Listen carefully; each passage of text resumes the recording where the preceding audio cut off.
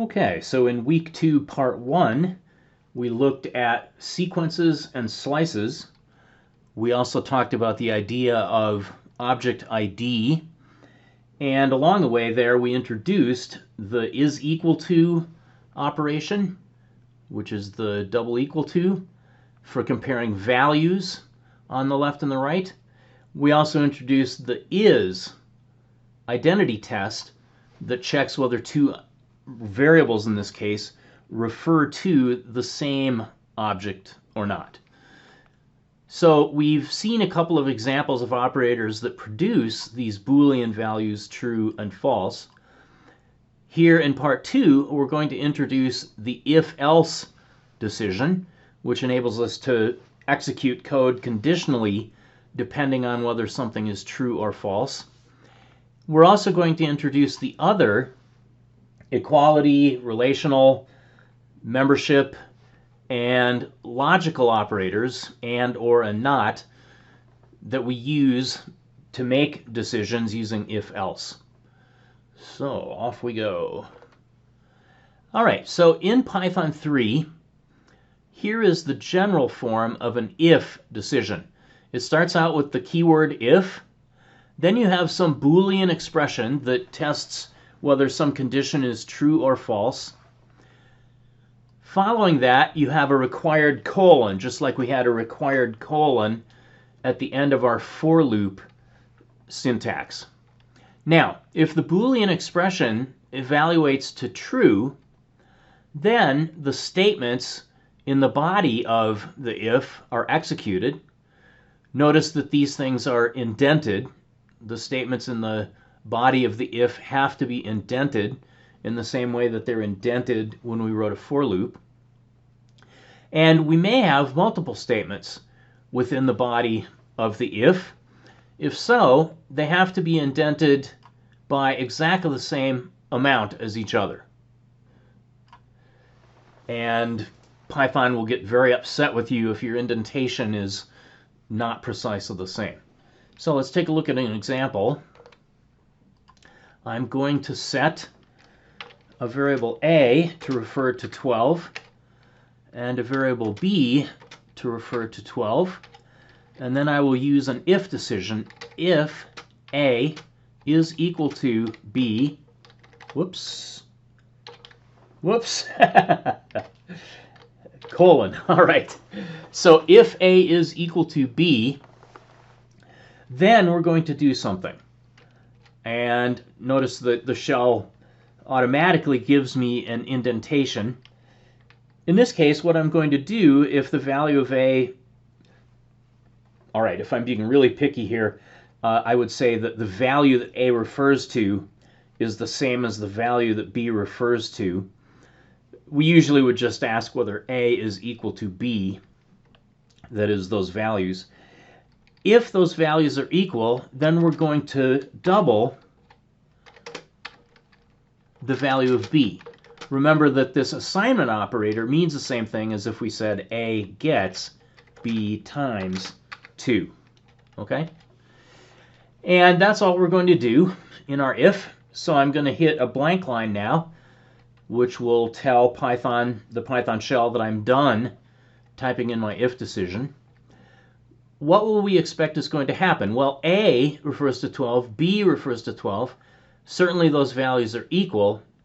So we would expect, because that test produces true, that test is true, we would expect that b's value is going to be doubled. And it is. So b now has the value 24, or technically b refers to the value 24. A still refers to the value 12. I can create another variable inside the if decision if I like. So let's set a to 12. We haven't actually changed. I mean, a was referring to 12, and now a is referring to 12, so we could have left that out. But now let's set b to refer to 12 again. And this time, let's have a body of our if.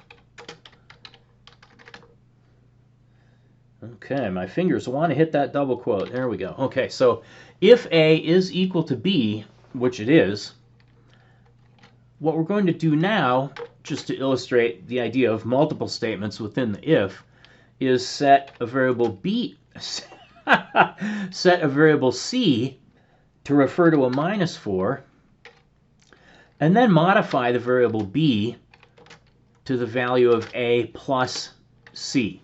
Now, since c is a -4, of course, this is equivalent to saying the value of a minus 4, and that should be an 8. So the upshot of this is that b's value, when we're done, should be 8.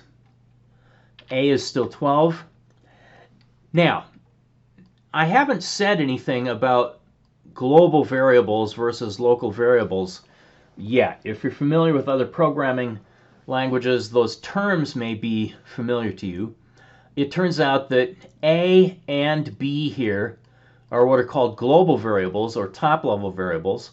They're going to be visible throughout all of the code that I'm writing in my shell here. And C, when I define C to refer to this value -4, it also, it turns out, is a global variable. And so that variable C continues to exist even after this if statement is over and contains the value -4. If you haven't done much programming, this probably just causes you to shrug and say, who cares? If you have done programming in other languages, this may somewhat surprise you that a variable that I create within this if continues to exist after the if is over. In any case, we've illustrated the idea here of having an if decision controlling 2 lines of code. Okay, now here's an okay, I keep hitting that edge. There we go. Here's an example where we're showing you how picky Python is about its indentation. I'm going to say if a is equal to b. I'm going to try to say if a is equal to b, then c gets -4, b gets a plus c. Now, it's obvious what I'm trying to do here, right? If a is equal to b, I want to set c to -4, and then I want to set b to the value of a plus c. But Python is very, very picky about indentation, and it yells at me because I accidentally typed a space before I typed the variable name b. So this is either this is either a feature or a nuisance, depending on your point of view. But be prepared to get yelled at if you don't have exactly the same amount of indentation for statements that you have indented in an if, or indented in a for, or indented in various other constructs like functions that we'll talk about later. In fact, you can't even get away with accidentally hitting an equal sign, a space. You can't even get away with accidentally typing a space at the beginning of a single line. Here I'm trying to say D gets 12, but I accidentally typed a space before I hit D, and again, Python will yell at me about this.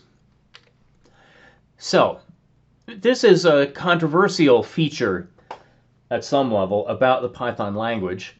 One good thing about requiring consistent indentation is that pretty much every programmer's Python code looks like every other programmer's Python code. You don't get into stylistic, philosophical, religious debates about whether you should or should not have curly braces around things, which is a common way of bounding statements in other languages.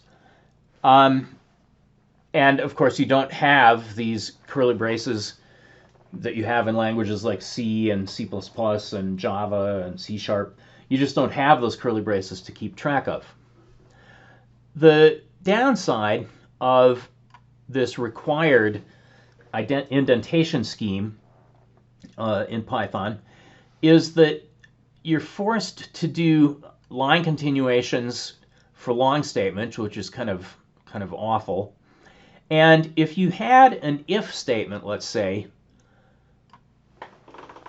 that didn't have just two statements within the body or the block, but instead had something like 15 statements in the block, then that might not all fit in a single screen. So you might not be able to see the test that you're performing and all of the statements being controlled by that test all on the screen all at the same time.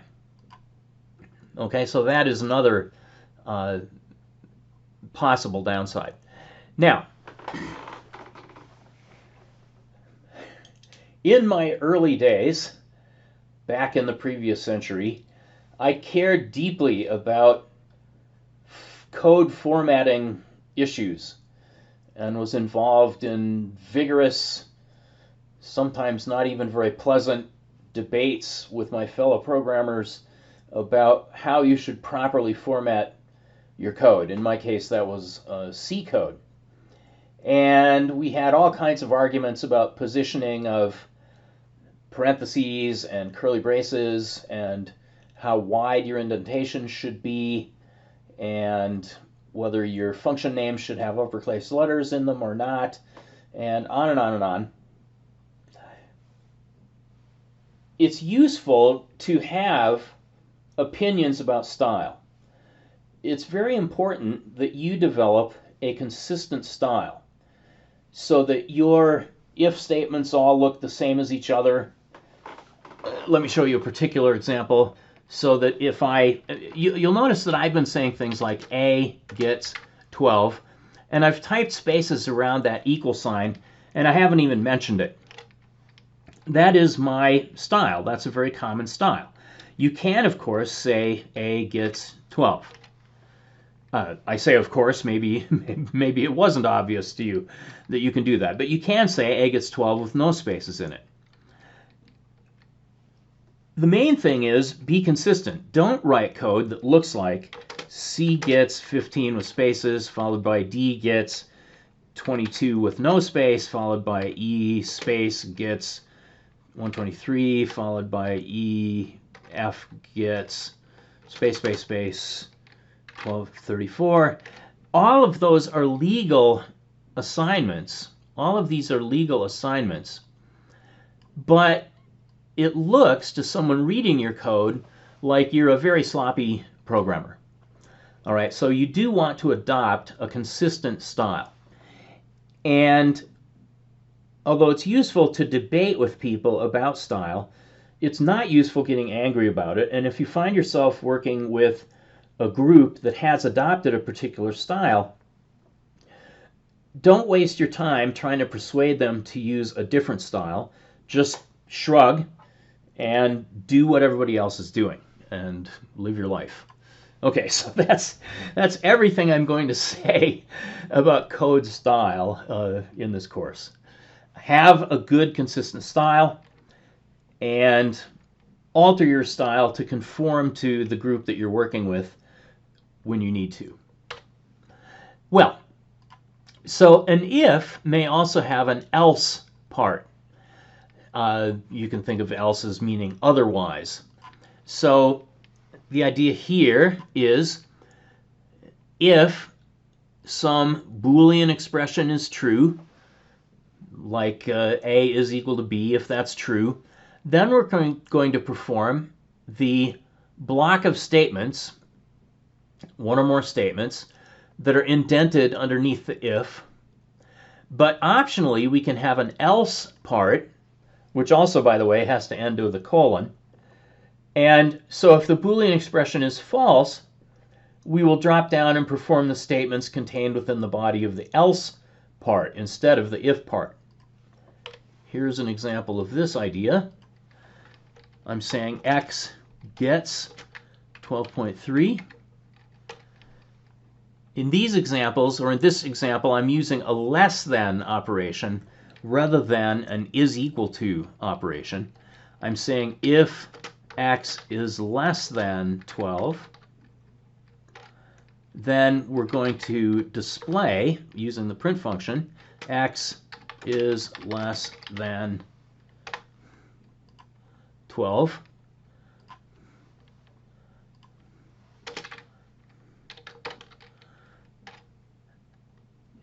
Now, the else must be indented to exactly the same level as the if. This is Python's indentation rule. And idle, on the other hand, by default, has given me the same level of indentation as the print function call. So if I typed my else here, that would actually be an error, and Python would yell at me. Let's go ahead and illustrate that. I'll just hit the Enter key. And you see I get an error message. Now, invalid syntax is not a very detailed message. So if you're a relatively new programmer, that tells you did something wrong, but it doesn't tell you specifically what. All right, so I'm telling you specifically what. I'm telling you that it means that your indentation is incorrect. So we're going to say if x is less than 12, print x is less than 12. I need now to hit the backspace to make sure that my else is at the same level of indentation as the if. And here again, this is going to look odd because when I hit the backspace, in idle, my cursor goes all the way back to the left edge. So now it's going to appear still that my else is not at the same level as my if. But it is at the same level. And the reason it's at the same level is because these characters here, the 3 greater than symbols in the space, those are the Python shell's prompt. Those are not part of the input code that you typed. So from the shell's point of view, you typed if as the very first 2 characters on your input line. And now we're typing else as the very first characters on the 3rd input line. So I've got an input line here consisting of if space x space less than space 12 colon. Then I've got an input line here containing my print function call. And now my else is at the same level. It's at the left edge on my next input line, the same level as if.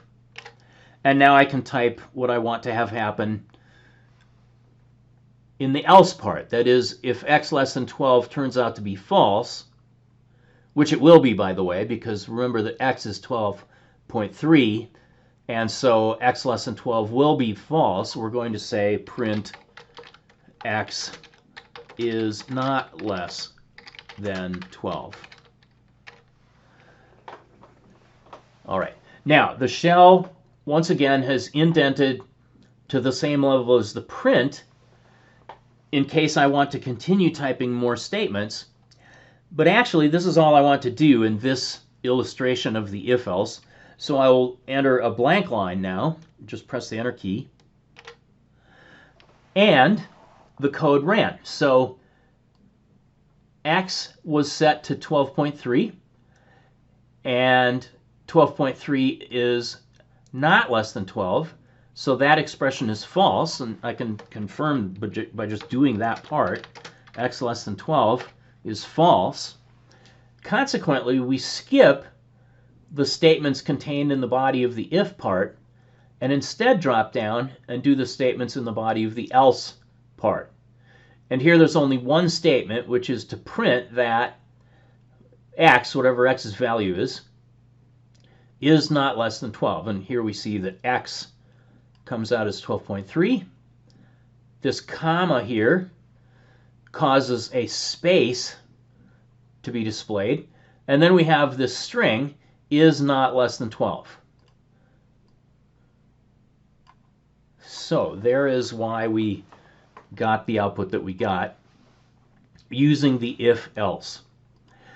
I always, except this time, I essentially always forget to put my colon at the end of the else.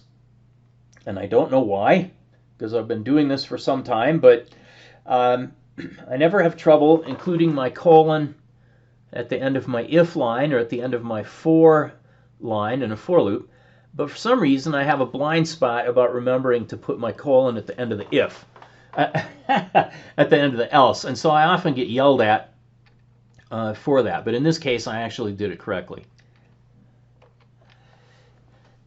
Now, in addition to the if, which has to start the if decision, and the optional else, which can be at the end of the if, you're also allowed to have 0 or more elif parts, which is simply abbreviation for else if, in between the required if and the optional else.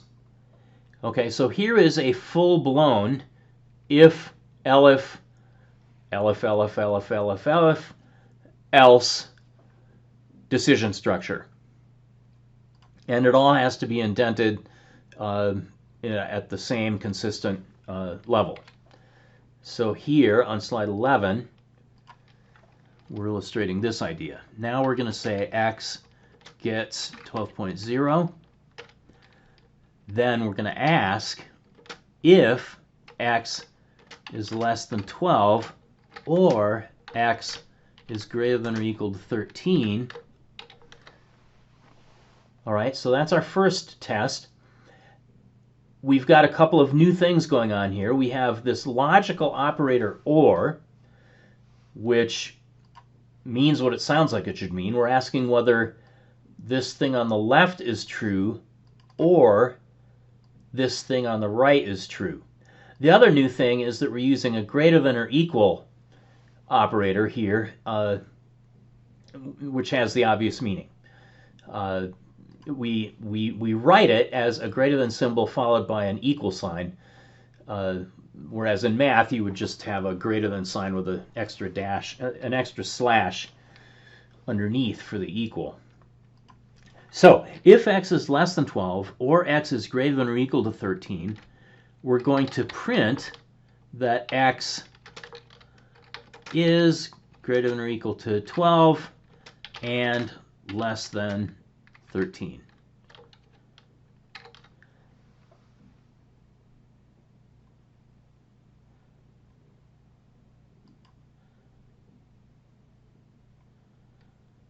Print x is greater than or equal to 12 and less than 13. Now, interestingly, and I guess I had done this on purpose and then forgot, this statement here is false, right? I mean, it's an untrue claim. If x is less than 12 or x is greater than or equal to 13, then it's certainly not the case that x is greater than or equal to 12 and x is less than 13. But fortunately for us, since this condition is false, this print statement is not going to be executed. So in this case, we will not confuse the user of our code by displaying an erroneous message. All right, I hit the enter key. Notice that I'm indented at the same level as print, which is not what I want, so I'm going to press backspace. My elif now is testing whether x is 12. Let's think about this. X is referring to 12.0. Is 12.0 the same object as 12? Well, it can't be. Numerically, these two values are equal to each other. So if I use the double equal to symbol, the is equal to test, equal, equal, this is asking whether x is the same object as 12. And that's not true. X is referring to the object 12.0. 12.0 is a float, whereas 12 is an int. And so I haven't shown you this specific example, but x is not the same thing as 12. X is referring to a different object from the integer 12. So here we'll say print x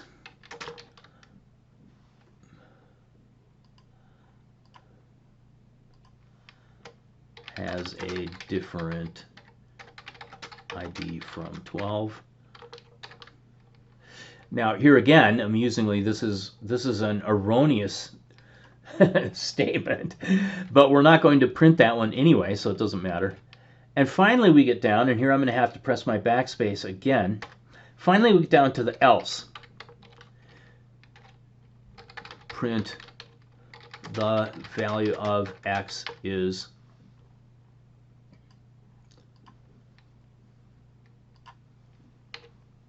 x. Okay, so I'm done. Ordinarily, you would not type in a 6-line code example in the shell. You can do that for practicing with things and for demonstrating things or for testing things. But now that we're at the business of these if, elif, else decisions, we're going to quickly switch away from using the shell anymore to writing things in program files where it's easier to correct bugs. Now, I've been very carefully typing this out correctly. I haven't made any typing mistakes, so this will work, but it's really tough to type 6 lines of code interactively in your shell and not make any typing mistakes.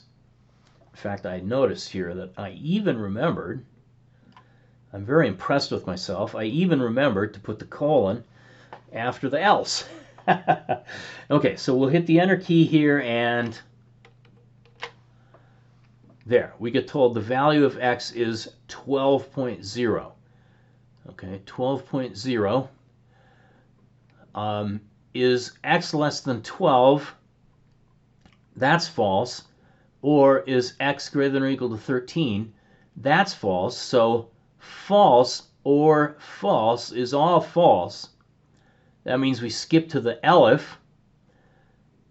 Here we're asking if x is the same object as the integer 12, and that's not true, so that's also false, which is going to drop us down to the else, and this gets executed then. This print statement gets executed saying the value of x is 12.0. Okay, at this point I need to insert an editorial remark or an update or something. In the version of slide 11 shown here, notice that I've changed x is 12 to idx equals or is equal to id of 12. This is a necessary correction in Python 3.8, which we have with Anaconda 2021.05. For frankly strange reasons, the Python developers have decided that using the is operator to compare to a literal integer or floating point or string value shouldn't be allowed. So in other words, if I say x gets 12.0 using the assignment operator, and then I say x is 12, this is allowed. And I'm asking whether the object that the variable x refers to is the same object as the integer 12. This is false. So that makes sense. But for some strange reason, in Python 3.8, it's been decided that using this in an if decision or an elif decision is no longer supported. So if I say if x is 12, print x and 12 are the same object, I get yelled at. I get told that this is a syntax error. I get told that it is an error to use the is operator with a literal value. And I'm asked, did you mean to use double equal sign? Did you mean to use an is equal to operator? All right, if I say if x is equal to 12,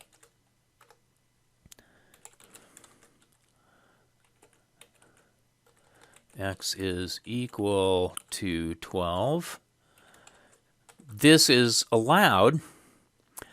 And now the difference is that numerically speaking, if we're doing a numerical is equal to comparison, a floating point 12.0 is equal to an integer 12.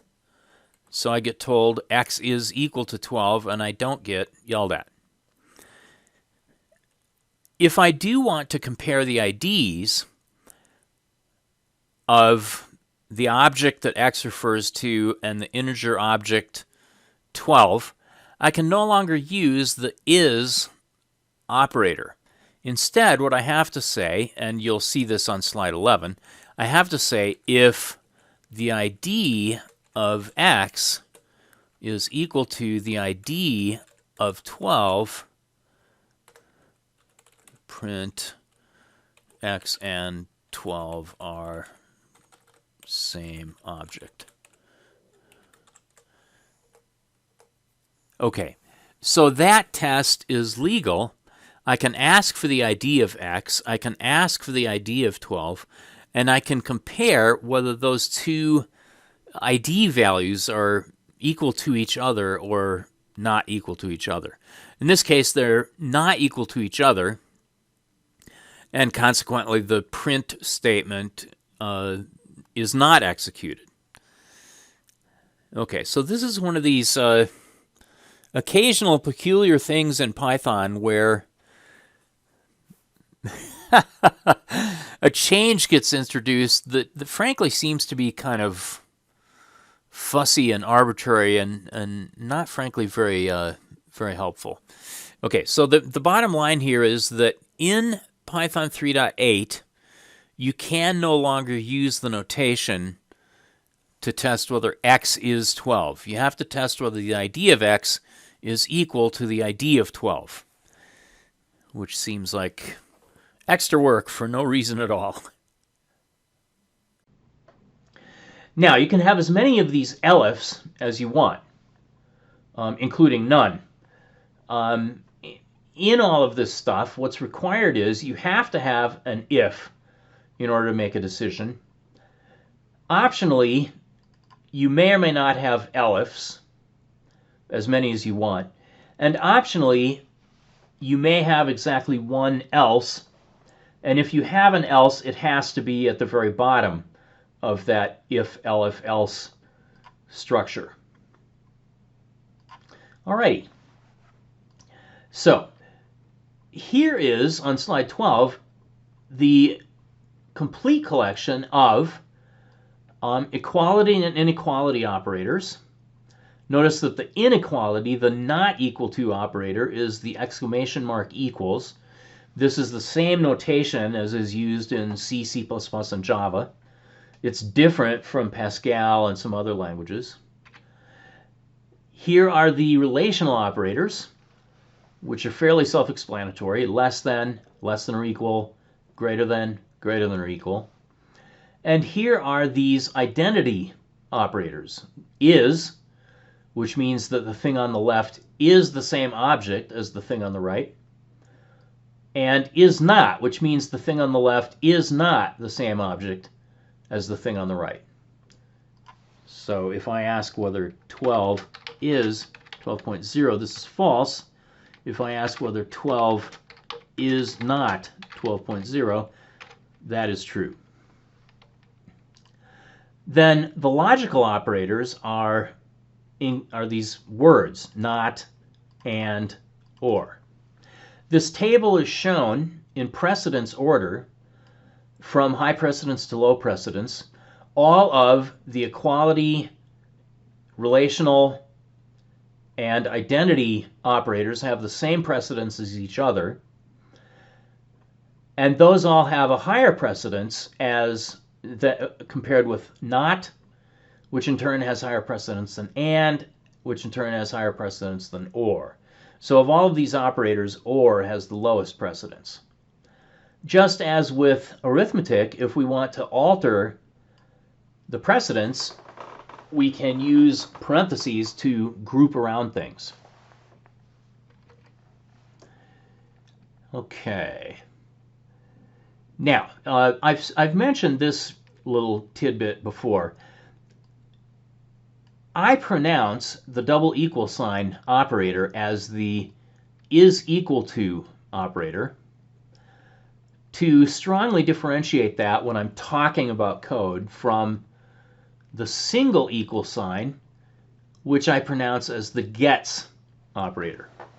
If you call equal equal is equal to and call equals gets, you won't confuse people if you're talking to them face to face or if you're talking to them on the phone. They may ask you, what do you mean by gets? And then you can just say, well, I mean assignment. But it's a lot better than saying things like X gets. Now, I've got myself so well trained, I can't even say it wrong. If you say X equals 12, X equals 12, and you say equals for both the assignment and the equality test, that's just going to be confusing to someone trying to understand what you're talking about. So this is why I say X gets 12, X is equal to 12. It makes things much more clear. And as I said, the exclamation mark equal is the is not equal to test. X not equal to 1234 is true. Before I leave this table, let me back up to slide 12. And I'm going to repeat the same evil admonishment that I made about the arithmetic operators. You really do have to know the meaning of all of these operators as well as the precedence of all of these operators. It is simply not optional. So you must basically memorize this table shown here on slide 12. Okay, here on slide 14 are some various illustrations of these operators. If I ask whether 4 is less than 12 and 7 is greater than 2, well, and has lower precedence than the less than test and the greater than test. So this means the same thing as 4 less than 12 in parentheses and 7 greater than 2 in parentheses. 4 less than 12 is true, of course. 7 greater than 2 is also true. True and true is true. In mathematics, you can meaningfully write statements like this, or expressions like this. Actually, let me set I to 8. All right, I gets 8, and then I can ask whether 4 is less than I, which in turn is less than 15. That's true. In many languages, modern languages that are widely used, C, C++, Java, this would actually not evaluate in the way that you would expect. I'll just leave it at that without going into detail. But in Python, this is valid, and it's treated as, all right, so 4 less than I less than 15 is treated as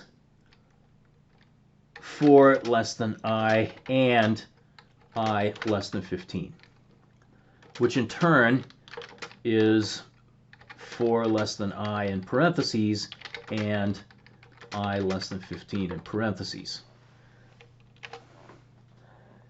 All right, so in C or C++ or Java, you would have to separate out these two tests and put an and in between.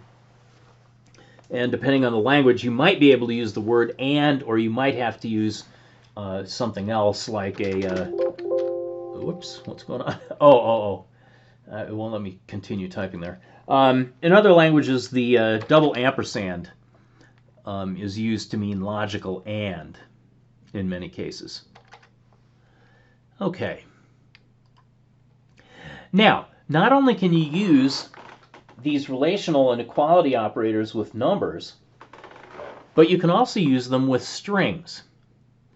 All right, here I am setting s gets hello, and I can test whether s is equal to hi or s is equal to hello or s is equal to howdy. And the implied parentheses are around s is equal to hi, s is equal to hello, s is equal to howdy, and the or has lower precedence than these equality tests. Well, is s equal to hi? That's false. Is s equal to hello? That's true. Is s equal to howdy? That's false. However, because we are ORing these values together, false or true or false is true, because one of these expressions in here was true. Consequently, the whole thing is true. In fact, for efficiency, when Python sees a sequence of these logical operators, and or, Python does what's called short-circuit evaluation of these operators. And what Python does is to first test whether s is equal to hi. Now, if that's true, then true or anything is true, and there's no reason for Python to do any further checking. So if s is equal to hi is true, that's all we do. We short-circuit any further tests, we say that that whole expression is true, and we move along. In this particular example, s is equal to hi is false, so we do go on to evaluate whether s is equal to hello. At this point, s is equal to hello, that is true.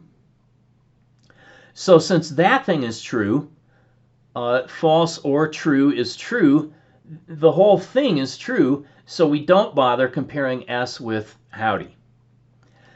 All right, so often when you have a sequence of ors, or if you have a sequence of ands, you organize these things in such a way that you can take advantage of this short-circuit evaluation. That is, if you anticipate that something is likely to be true, then you can test that thing first, or test another thing, or test another thing, or test another thing, or test another thing. But if that first thing is true, you're done. You don't have to evaluate any of those ors. Okay, you short-circuit, you've discovered that the whole chain of the first thing, or the second thing, or the third thing, or the fourth thing, if the first thing is true, then all of it's true, and you don't need to evaluate those other ones. Another thing that's nice about strings is that you can compare strings in relational order. That is, for less than or equal, greater than or equal. Now, lexicographic sort of means alphabetic. However, uppercase letters and lowercase letters are treated differently. So, if I test whether hi, all right, I hit the enter key, I didn't mean to. If I test whether hi is less than hello, this turns out to be false, because although the h's match, the I and the E do not match, and the I, lexicographically, or in dictionary order, comes after the E.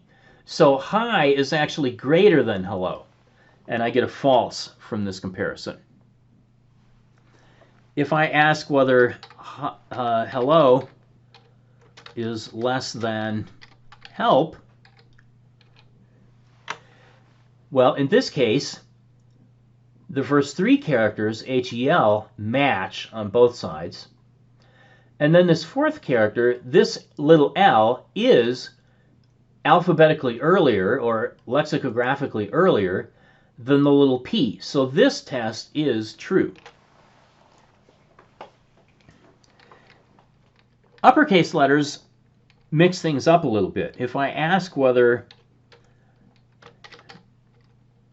big is greater than small, the capital B comes ahead of all lowercase letters. So this is going to be false.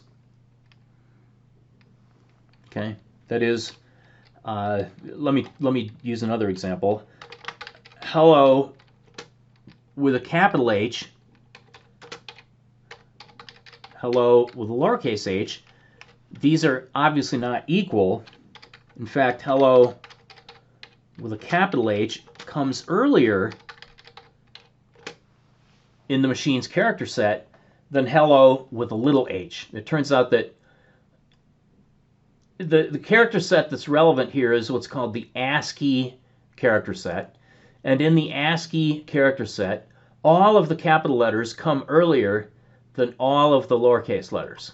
And so this is going to be true.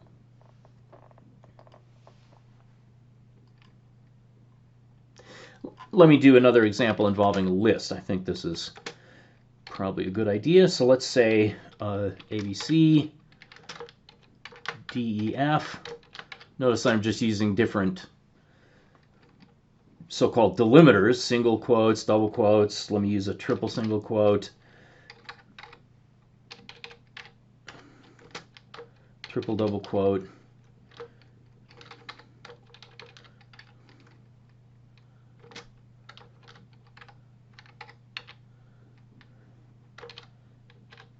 All right, so now I've got a list of 5 stirs.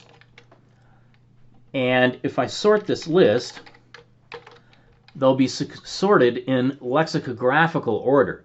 And what I claim should happen is that capital DEF should be first, followed by capital JOE, and then ABC, Howdy, and WXYZ. And there we are. Okay?